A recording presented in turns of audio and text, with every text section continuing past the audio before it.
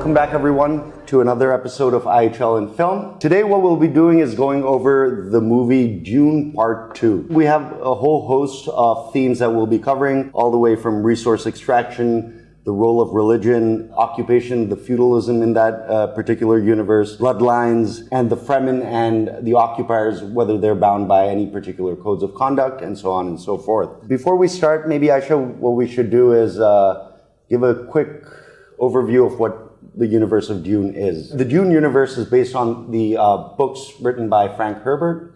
I haven't read the books myself. I've only watched the movies. Aisha's read the books, so that'll be an interesting... I've read 2 of the books. Oh, you've read 2 of the books. Okay, great. We essentially have what are noble houses. They occupy worlds, which they have basically earmarked for resource extractive purposes. So they're there for whatever natural resources these planets have. And it's kind of like this feudalistic society with these noble houses, and then there's a king at the top of the hill. Yeah. So in the world of Dune, we follow the story of our main character, Paul Atreides. And he is essentially a princeling of the Atreides house. We meet him and his parents on the world of Arrakis, where they are essentially the newly assigned regents of this particular planet. Yeah. They're here to ensure that resource extraction continues to go as planned. And Arrakis is particularly important, right? Because it is the only place in the whole wide universe that possesses this specific thing called the spice melange, which is a super narcotic that the rich and wealthy use to their own purposes, but B, it is also the only way they can do intergalactic space travel. So that kind of sets the tone for where we're at. We're on this desert planet that has a native population, the Fremen, and then we have these occupiers who are there purely to extract their resources. And in the middle of this, there are these giant 100 feet long worms that are basically the native fauna of this area. So that kind of sets the dynamic that we have. Native population, native fauna, and then we have these occupiers. So what did you think of the movie? So I thought it was excellent. I mean, better than the first. Yes. I enjoyed a lot more. Obviously, the set pieces were bigger. The first movie more kind of set the tone for the second movie, I felt. So I got into the books from the first movie because I left the first movie being like, what was that? That was incredible. I need to know more about this world. I've only actually read 2 of the books. So the second movie covers the second half of the first book. Okay. And I really thought it was such a fantastic movie. I thought that they'd done pure justice to the book. And I know that Denis Villeneuve is a huge fan of the books. Apparently in his high school yearbook, he signed off Muad'Dib, which is the Fremen name for Paul Atreides. So he's been a huge, long-time fan of the books, and he was saying that he had made the film for himself. He was like, if I like the film, I don't care what anyone else does because I'm such a huge fan. And after having read the book and then coming to watch such a fantastic movie, which I think really all of the themes of the book came out so beautifully in the movie. And I think that the dialogue, everything, and the main issue, and we're going to talk about the themes, but one of the main things that I loved watching was Middle Eastern culture. Sure. In a science fiction, in a kind of dystopian setting, which I feel like we've never had the chance to do before. So we're very familiar with the images of women in long veils who are, rocking back and forth while they pray. And even the way they're talking about religion, they're talking about him in the context of being a Mahdi. I thought all of that was really interesting and it felt very close to home. I mean, we're next door to the Middle East. So I enjoyed watching that Israel more than anything. And I think partly also because of everything that's going on in the news right now, I couldn't keep that out of my mind while I was watching these sietches being demolished by the Harkonnens. Sure. Yeah. I couldn't agree more. I think when we do think of sci-fi, it is always either it's got a European tinge to it, or it's got let's say a Japanese tinge to it, right? Yeah. And this is kind of the first time that we've seen on the big screen this kind of Middle Eastern take on it. And I wouldn't say specifically Middle Eastern, because I think it forms part and parcel of our heritage as well, as Pakistanis. Yeah. So much of our culture is informed by Middle Eastern culture. And so interesting the way he focused on how they preserve water. Sure. So, I mean, my favorite bit of the entire movie is that at the end, after everything that happens to her, Chani still does not cry because she remembers that she's Fremen, and so she does not shed her water for Paul. And even the way the Bene Gesserit work and the way they look with their veils and everything, it is very reminiscent of something that we're very familiar with. Sure. And I think Frank Herbert, a lot of people were criticizing it, saying that Frank Herbert kind of exploited Arab Middle Eastern culture. Even the notion of jihad is in there. Sure. There are a lot of words which are lisan al-ghaib. They're very Arabic. Of course. I don't agree with that at all. I hate the notion that we have to flatten literature to only Middle Eastern people can talk about the Middle East, only Pakistanis can talk about Pakistan. No, I like him being in the 1960s, the white guy from America, thinking, okay, how do I incorporate these people as a world unto themselves? And I think he did a fantastic job with it. I mean, of course, there is the argument to be made that it is at some degree like a fetishization of Arab culture. But again, then we might as well, again, the same argument comes up, white people can only talk about white things, and brown people should only talk about brown things. And that, of course, makes no sense at all. So I agree. I think it's great that actually, even if it is in that sort of, even if you attribute, say, the worst of intentions to him and say that he's purely using it as a prop, I think even with that, better to have some representation than none at all, right? And even if you take his very cynical view of religion, perhaps. So we see this messianic figure in the form of Paul Atreides, who is kind of like Lawrence of Arabia, coming in. Fremen culture is complete, and when you see in the first movie images of their planet Caladan, it's an ocean planet. So he cannot relate in any way to the Fremen and how they live on the desert, but he becomes one of them. And so how does he take that on? But also the way in the next movie, which apparently they are making, Dune Messiah, they're going to show that he's a bad Messiah, as in the whole concept of Messiah is a bad thing.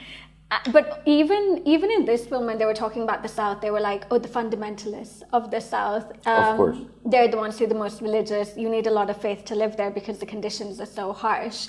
But that is true. The people who are possibly the most downtrodden, or the people who have the least, need religion the most. But in what way can that also then be exploited? Yeah, and I think the movie obviously touches on both parts of that, right? So you have this sort of religious fanaticism, but at the same time, you also see resistance to that idea, even within the Fremen, right?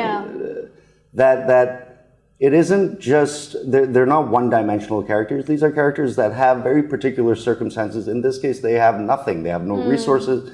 They don't even have water, right? They don't have the basic building blocks of life. So it's no wonder that maybe they're looking for a savior, right? Right. Yeah.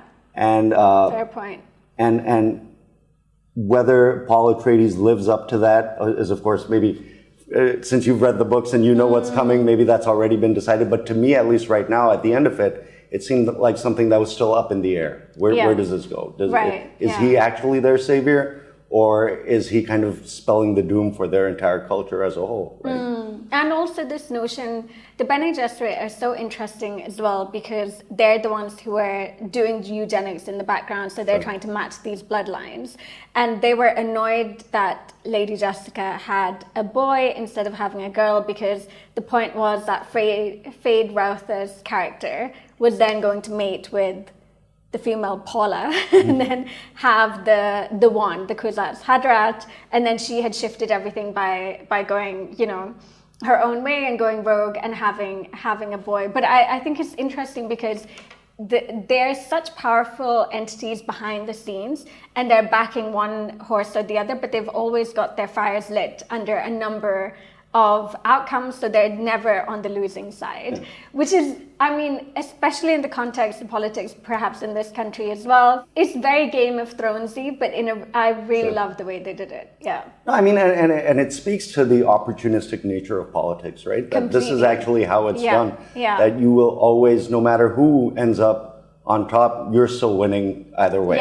Yes, exactly. And I haven't gotten as deep into the Bene Gesserit exact machinations over the centuries that they've been around. I don't know the history of it, but of course from this we can see that they have their Paul Atreides line going, and then at the same time they have the Harkonnen sort of situation going, and either way they're okay. And we should mention, spoiler alert, that of course this entire thing. He is a Harkonnen. He is a Harkonnen, which is the most interesting thing. Yeah.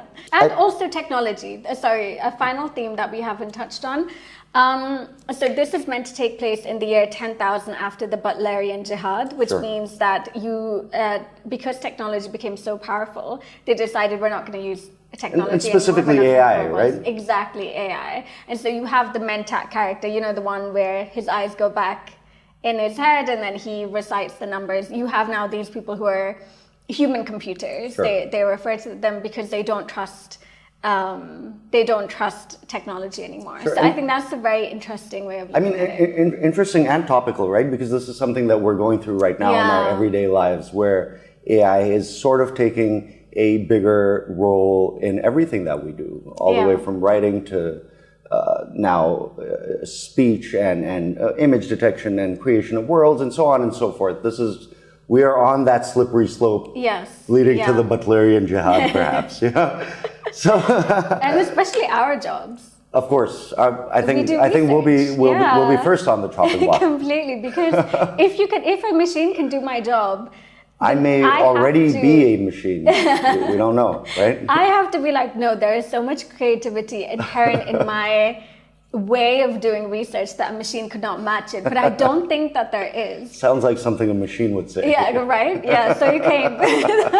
And even with the spice, because then it's like, okay, what natural resource do you have in this super technological world where I mean, they're so advanced in the future, but it's interesting because people were like, these guys don't have smartphones. I was watching someone talk about it, and I was like, yeah, because they got rid of their technology. So what technology is left is kind of in intergalactic space travel, which all comes from a very natural, organic resource, which is made from sandworms make it, which is why they worship the worms. But also that this spice gives them the ability to have these crazy creative thoughts so they can see new routes in space, and that's how it helps them, which I think is quite mad. I love that. When I initially watched the movie, I kind of made the connection that, of course, spice is oil, right? It is oil. And that's what they're kind of fighting over. But the more I kind of thought about it, right, spice is actually, it's more like water. They can't, their entire way of life dies without this, right? They can't travel from A to B anymore. They have this entire empire that they've built essentially hinges on their ability to be able to move from planet to planet.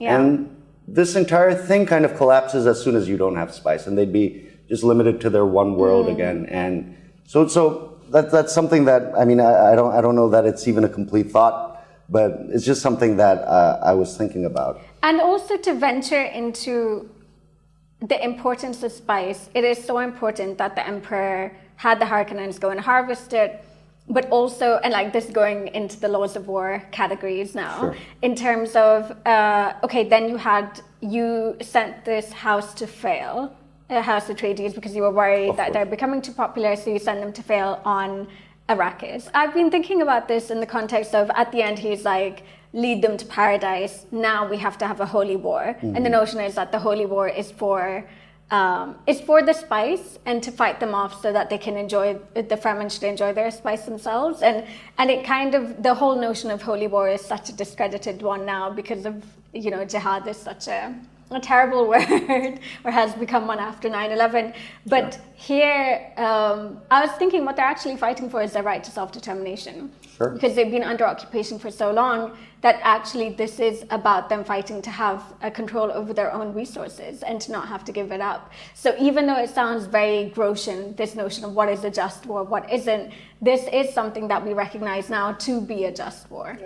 And I mean, as far as the Fremen are concerned, that is their primary aim, right? They want their planet back.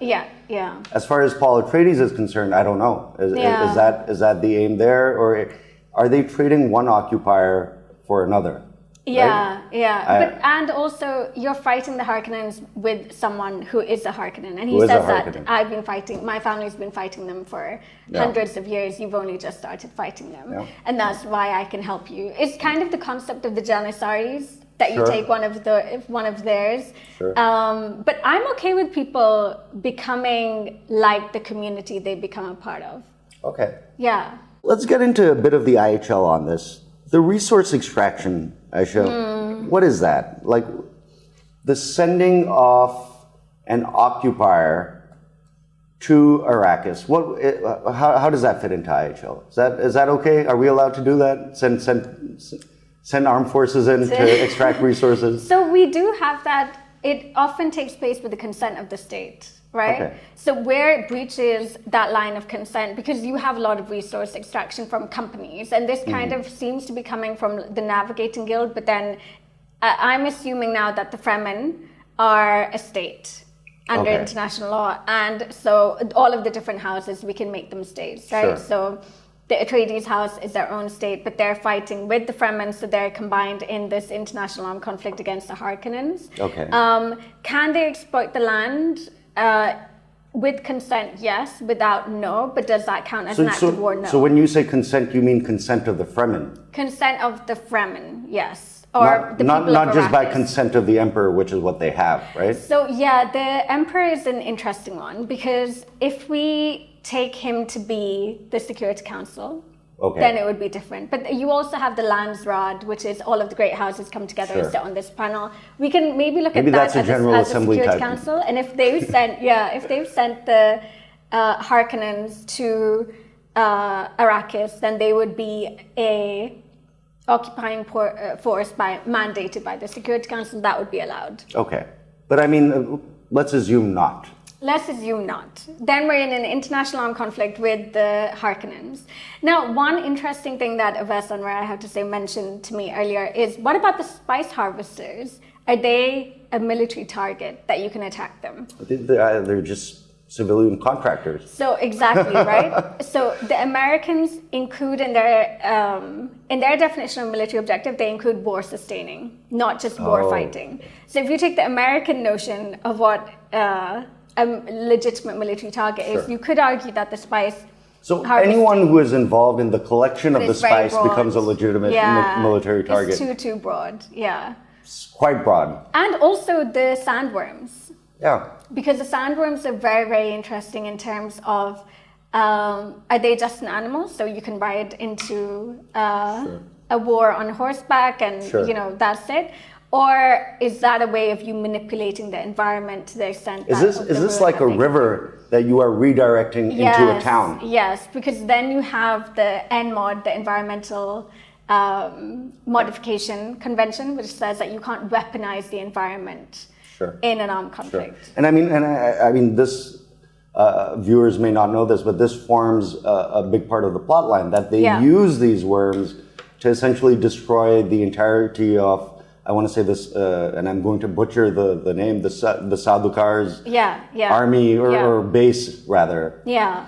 So... in one of the best scenes of the movie, I think. Exactly. I mean, it's great. the sandworm, and it's such a fuzzy scene. And then when they show the knee stabilizing, and I'm like, oh my God, he's doing it. I just thought it was so fantastically shot. So, I mean, that's the worms, I don't know. Are they animals insofar as... Actually, I don't know. Just being ridden into warfare. Just being ridden into warfare? Be targeted, but they're just large horses? Yeah, just large horses, maybe. For the purposes of IHL. What about the occupation itself?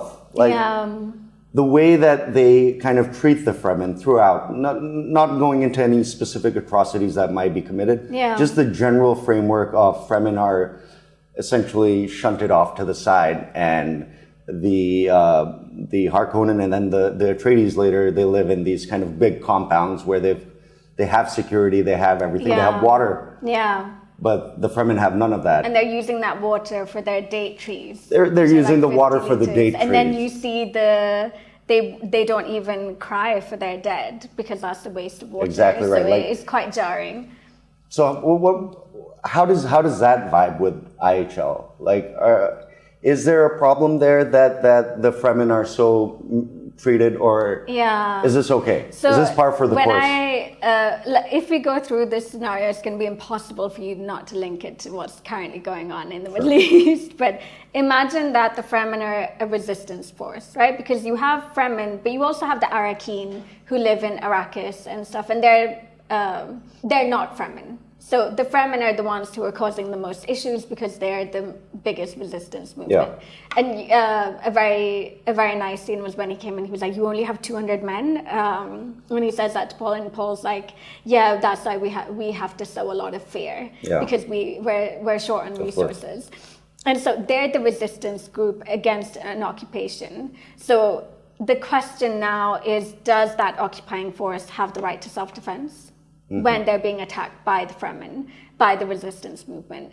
And we don't know under international law. The ICJ has said no, because you're occupying that territory, you don't have the right to self-defense, which means that you only have the right under the law of occupation to maintain law and order.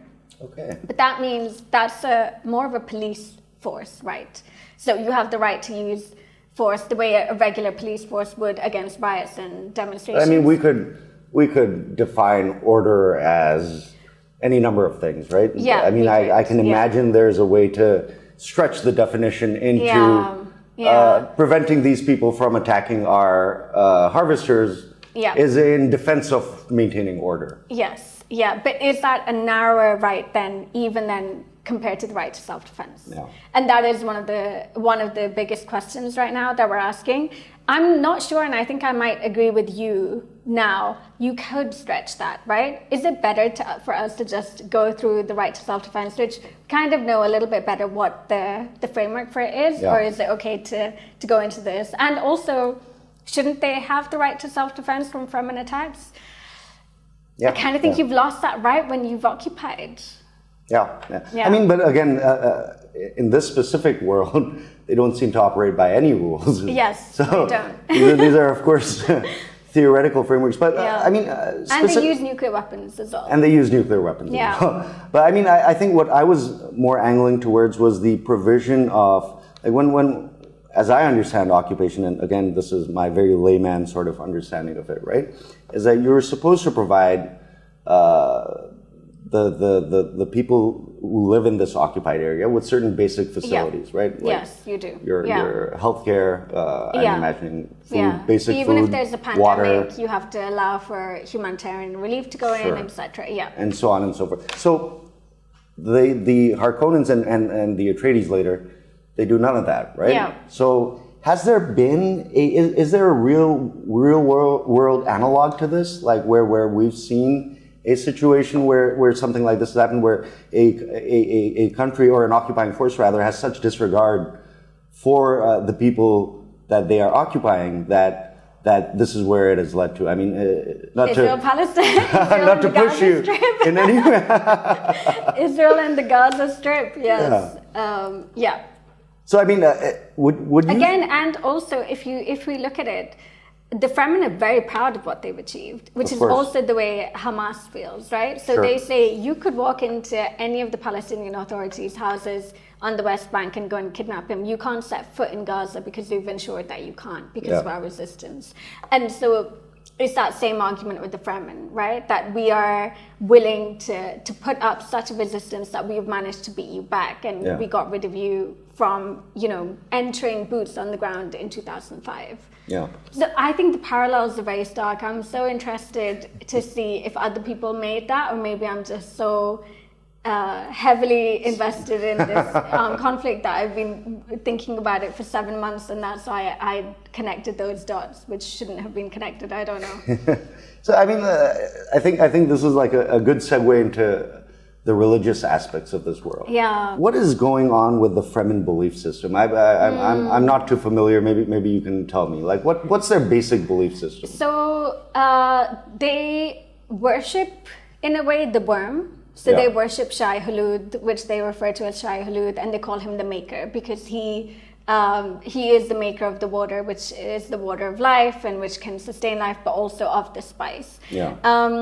But the way in which they react to the notion of the Mahdi is planted in them by Bene Gesserit over hundreds of years. Of course. And that's why they're so willing to accept Paul as the Mahdi. I mean, obviously we've taken Arab iconography and so on and so forth in this and inserted it into the Dune world. Is this religion, like, is this loosely based on Islamic traditions, or would you say that it's just garbed itself in perhaps our words, but it has no bearing on... So it's very interesting. Apparently, Frank Herbert was very much inspired by the work of Toynbee, a philosopher, who he decided, let's not look at it in the context of nation states. The nation state unit is very small. Let's look at it in the way religions change everything.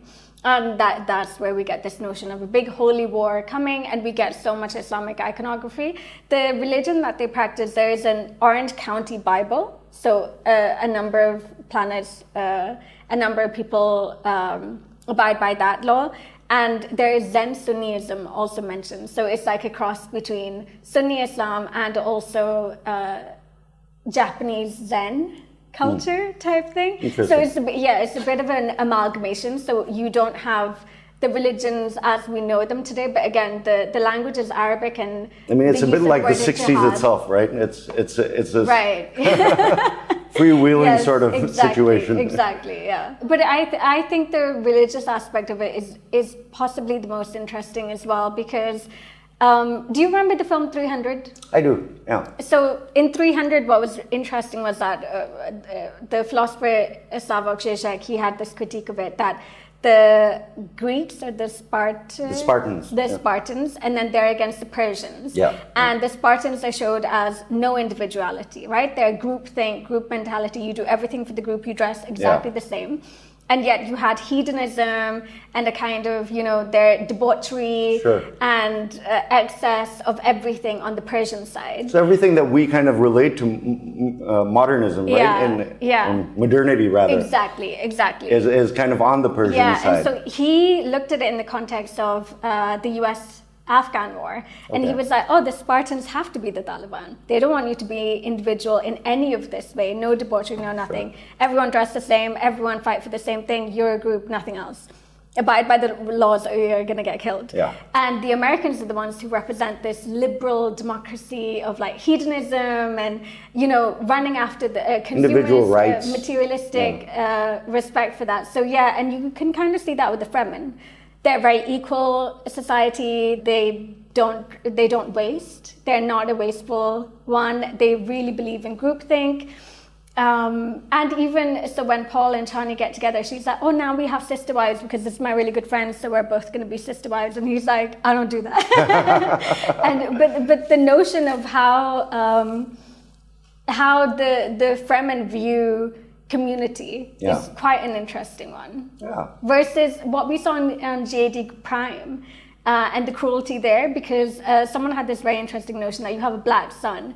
And we already know that if you don't have enough sunlight and vitamin D, it can change your personality. Sure. So imagine what a black sun would do to you. And I think that's quite interesting. What I'd like to talk about next, Aisha, is that, of course, we have agreed that the Harkonnens and the Atreides, well, let's just call them Harkonnens for now, right? The people who are occupying Arrakis. Yeah.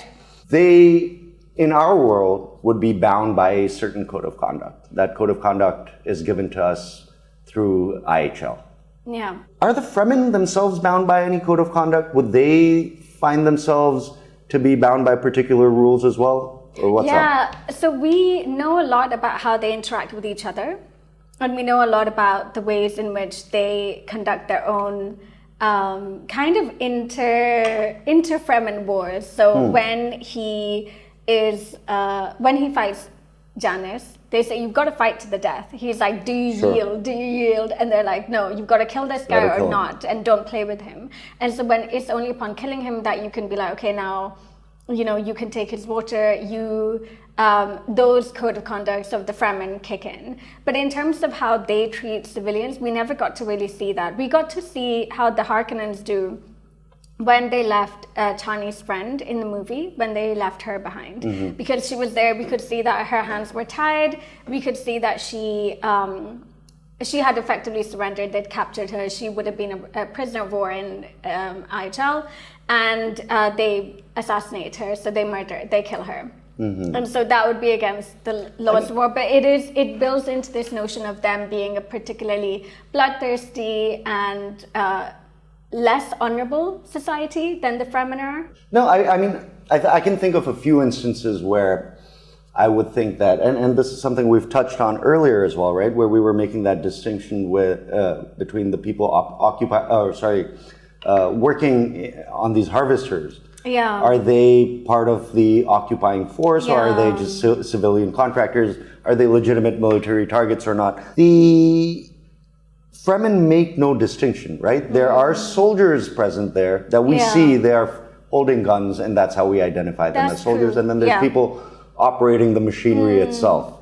So and in fact, later on, we see that one of Paul Atreides' old allies is actually operating one of these harvesters. Yeah. So clearly, in that world, there is this distinction. There are people who are unrelated to this conflict, who are perhaps illegally mining in this area. Right. And they would only save them if they were Arakeen or Fremen. They wouldn't save them if they they were wouldn't save them if they were Harkonnen or anyone else for that matter. Yeah. So I wonder if would they, in this world, would we hold them to account for that? Yes, we would. We would. For deliberately targeting civilians, yes. But not. But yeah, I wonder. And their own the Fremen code of honor, would it just be that you're the occupying army, you're our oppressors? Everyone who isn't us is an enemy. Same thing goes for when they finally attack. And I can't for the life of me remember the name of the compound itself, but they. If my memory is serving me correctly, they attack the compound at the end. Yeah. So that it's essentially a city, is it not? Yeah, with nuclear weapons to try and break the shield wall so that then their sandworms can go through. Yeah. So yeah, that is very interesting to That's use troubling. nukes. And what if you're using nukes, but your intention isn't to kill anyone, it's to break a shield wall in this future dystopia? I mean, I guess that wouldn't violate any of the rules of war. It would just be a conventional weapon that you're using. Yeah, and assuming that they're clean and there's no radiation effects on everyone. I mean, I'm not sure that's something that they explain. I mean, we assume that the nukes carry the same detrimental health effects that they do now, but this is again thousands of years into the future. Who knows? We might where medical technology has taken us. Nuclear weapons by then. So I think today we've had a pretty good discussion. We've gone over. Again, resource extraction, we've gone over the occupation itself within the Dune world. Aisha has drawn parallels to Israel and Gaza, which I think are apt, if not perhaps great for Aisha's own cancellation. Always impending cancellation, We've talked about the kind of responsibilities that would be placed in our world under IHL on both the occupying force in Dune, that being the Harkonnens and the Atreides at one point or another, and what responsibility the Fremen themselves have in this essentially in pursuing their right to self-determination in this particular area. We've also discussed eugenics, the specific role the Bene Gesserit are playing in manipulating everything behind the scenes, and that's the episode. That wraps it. I think. Thank you so much for watching, and we hope you'll tune in for future episodes. Thanks. Thank you, everyone.